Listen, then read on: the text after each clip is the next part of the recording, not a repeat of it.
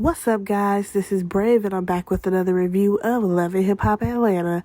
This is season 10, episode 2, and let's get right into it because honestly, there was not much to this episode, but let's talk about it. So we start the episode off with Kirk and Rashida.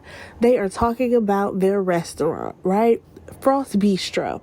So according to them, there was a fight that broke out between two of their son's girlfriends who all happen to work at Frost Bistro. Here's my thing. I understand that y'all trying to make this into like a family business and all this stuff, but why do all these kids work here? Like, why don't they have their own dreams and things that they want to accomplish? I don't understand. Because when I think of, what's her name? Candy?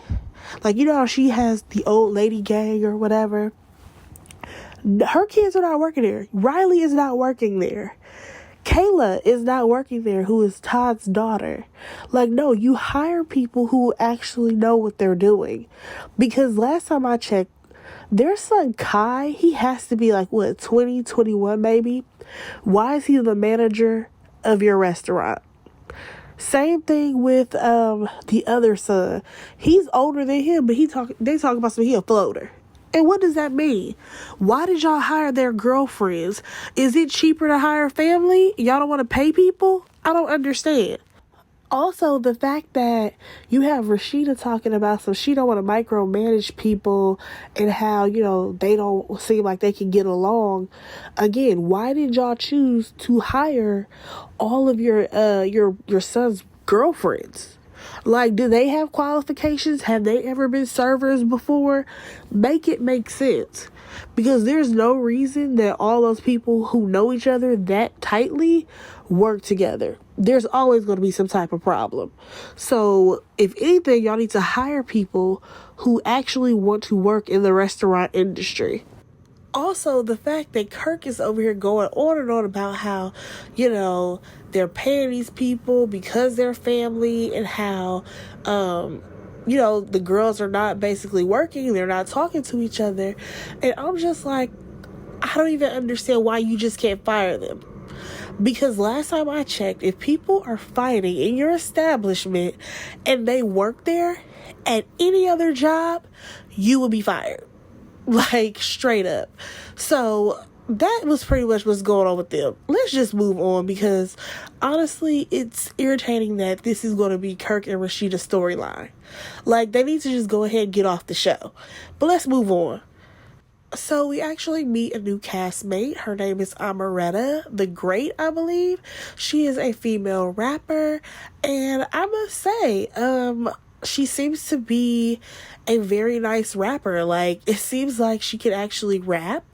And she talks about how, she doesn't really have management because every time she tries to, find a good manager, they want to change her image. She's like, listen, I am a jeans and t-shirt, so sneakers kind of girl. Don't put me in blonde hair. I'm not going to sit up here and, wear heels. That's just not who I am. And I can honestly respect that. I do feel like in today's time, everyone looks the same. All the rap girls look the same. Everybody has their colorful wigs, the blonde wigs. They all have to, have the same body. And it is kind of repetitive. Like, this girl looked like the average girl. The average chocolate girl who can actually rap. And I really want her to win just the way she is. I don't want people to try to change her image. Just let her be her. So it was good seeing her. She seems to have like a good head on her shoulders so far. And I think I'm going to like her on the show. So we actually see her have a meet and greet with her fans. She talks about how, she took some time off, but now she's back and she had a line out the door and people are really feeling her in her hometown. There were a lot of girls there to support her.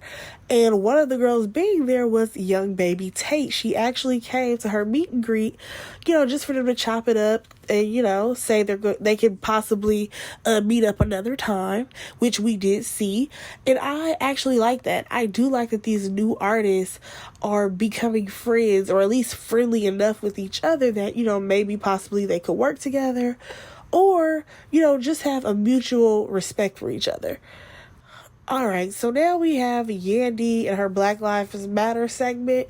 Yeah, I do not have it in me to talk about this Breonna Taylor situation because, yeah, it's just a lot. One thing that I will say is that when it comes to Mendices in this situation, I kind of question if he really wants to protest or if he just wants to do it because this is something that Yandy is doing. And I don't mean that in any type of negative way, as in like he doesn't want to protest because he doesn't believe in any of, what they're fighting for.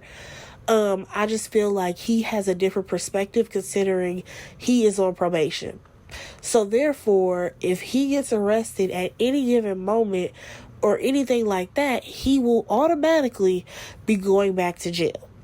So I understand that this is a fight for justice, but also it's like, sir, you need your freedom as well. So I would not hate the idea if Mendices was to sit this out. I really would not have a problem with that, considering his freedom is technically on the line if he goes out there to protest. Like, just being completely honest, like, I would not judge him and be like, wow, you weren't able to protest. Like, no. Because how is that going to help anything if he protests and the police end up taking him? Because we already know how they can be. Things just get kind of, crazy at these protests. Not on behalf of the people who are fighting for justice, but the other side.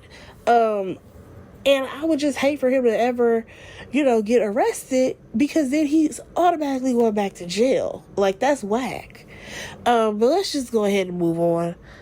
Alright, so now we see Erikamina. She's hanging out with her sister or her older sister, and they're basically just talking about what her life is looking like.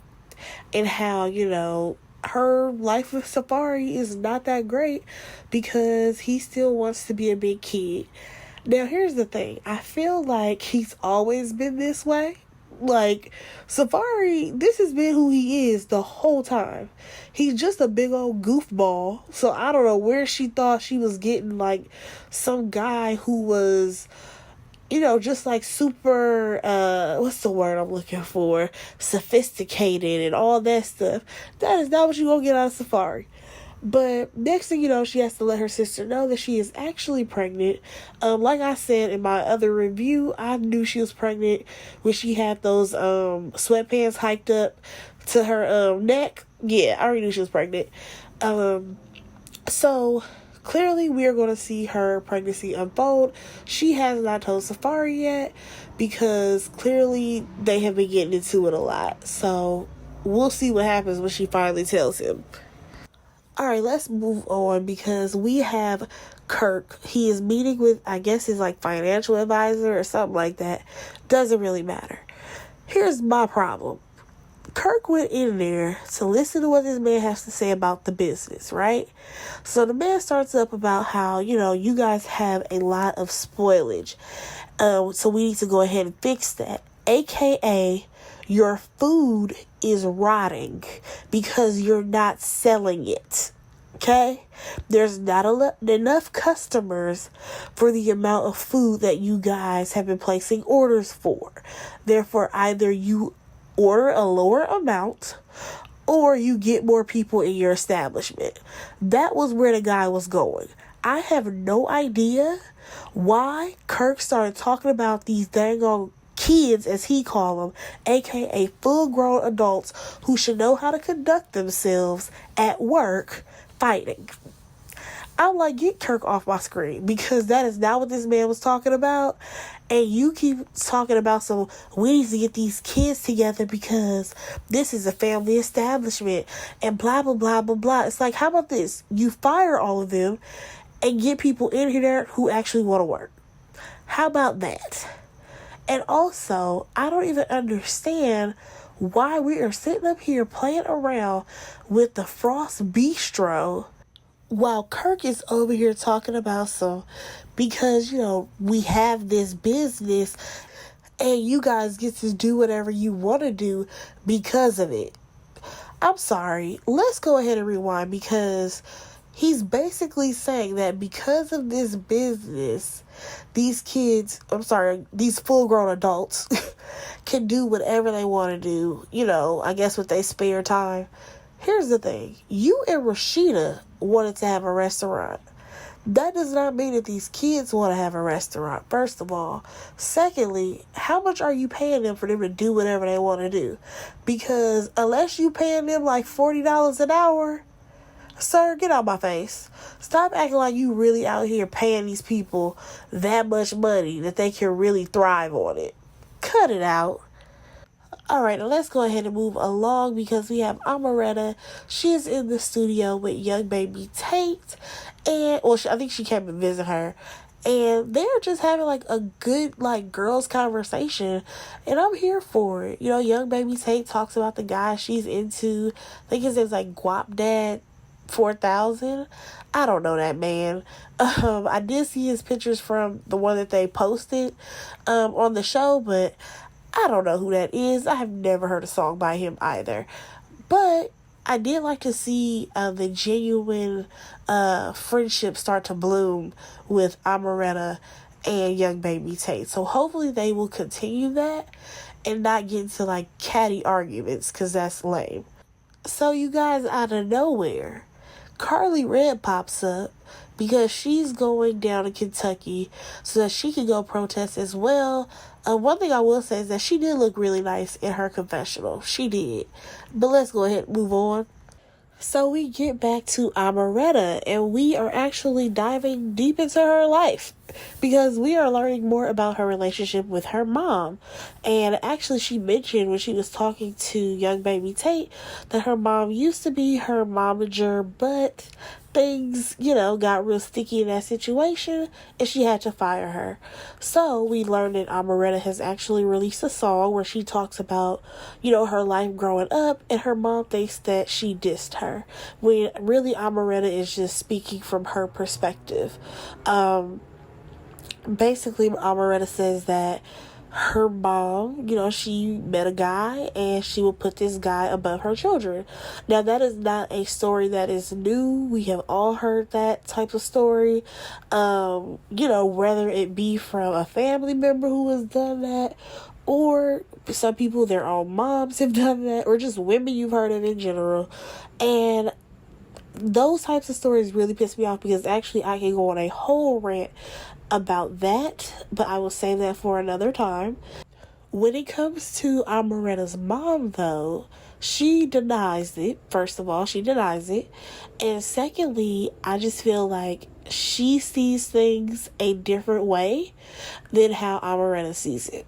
Now, what I'm saying is that Amberetta is saying this from a child's perspective and how she felt when her mom basically neglected her, because that's what that is. That's neglect when you decide to put, some random man over your kids. And her mom may see this a total different way. And this is not me trying to justify the mom. I'm just saying I think she sees it a different way. Now, as they started to argue, I will say that I wish that this was not playing out on TV. That is just my own personal opinion. It's one thing for you to decide that you want to be on a show and promote your career, but it's another thing to kind of like throw it in your parents' face, the things that they have technically went through.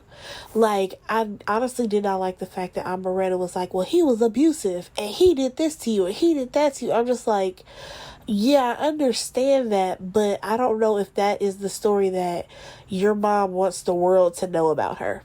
Like, y'all get what I'm saying? Like, sometimes people have to say things at their own pace and on their own timing, and Amaretta was just like, to me, acting like a child, just like blurting things out. And I'm just like, are you trying to get under your mom's skin, or are you just trying to tell her, where things went wrong? Because as the conversation started to escalate, I'm just like, okay, this is too much. They need to go ahead and cut this scene. Because in the end, the mom is basically like, how can we fix this? And Amberetta wants her to admit something. Honestly, I don't even know what she wants her to admit. Like, is she admitting that, like, she dated a guy who was terrible? Or is she admitting, that she was neglectful to her kids? Like, at that point, I got confused as to what she wanted her mom to admit. Y'all let me know in the comments what she was wanting. Alright, so moving on from that, you guys, we get back to Kirk and Rashida. I am so tired of them. I feel like this episode was very heavy because not only did we have the Breonna Taylor situation going on with everybody protesting, but then we also had Kirk and Rashida just being so drab and dragging this conversation on and on about these grown people fighting. So they finally have a meeting with these adults and Kirk is over here talking about how they emptied out their savings for this. Sir, these people don't care. Your kids do not care that you emptied out your savings to have a restaurant. Like I said, that was your dream, not theirs. Ask them what they really want to do. So Kirk is going on and on. I've been giving this speech about how basically this restaurant is providing for all his kids, his grandkids, his lifestyle. Yes, y'all, he threw that in. His lifestyle and whatever else that comes up. And I'm just like, so you were banking on this little restaurant to do all of that, Kirk? Okay. Rashida, that's what y'all decided to do? You should have made a better plan. So at some point there's a conversation about how somebody was on the schedule, somebody was off the schedule. Who really cares? I really want Kirk and Rashida off the show because this is a terrible storyline. Like, it is terrible. Nobody cares about the Frost Bites or the Frost, what is it called? Frost Bistro. Ain't nobody eating there. Nobody care about that. And nobody cares about y'all kids fighting. Like, find a new hobby, like find some drama, or get off the show. Oh my gosh, just one more thing about, Kirk and Rashida. When Rashida started talking, every time she chimed in that scene, I feel like she knew nothing of what she was talking about. It was just yapping to be yapping. Because she was like, this makes me want to pull my wig off. And I'm just like, girl, you probably want to pull that wig off because it's so hot up under there and you start to have hot flashes. And also, I don't understand why. Like I said earlier, why do you have your son Kai, who's like early 20s, as the manager of your restaurant? You should have someone who has professionally managed a restaurant before as your manager. But you know what? Why am I giving advice to Kirk and Rashida? That pretty much was the episode. I think we ended with Yandy and, everybody who was marching actually at the march. She was proud that Mendices actually did participate. And that was pretty much that. Now, the next week's episode looks like it's going to be better because we do get to see young baby Tate go see old boy who she says she's dating. But that's not even what I want to see. What I really want to see is that girl who Yandy had adopted. She's going to come back next week. And at one point, Yandy is telling Mendices that, old girl booked a flight. And he's like, well, I'm about to be walking around my house on eggshells. And I'm like, wait, so what happened between Mendices and this little child? So we will see next week. Let me know what you guys thought about this episode. Go ahead and like, comment, and subscribe to my channel. I cannot believe that I actually made it to 19 minutes. Let me go ahead and get off of here. I will talk to you guys in the next one. Bye, guys.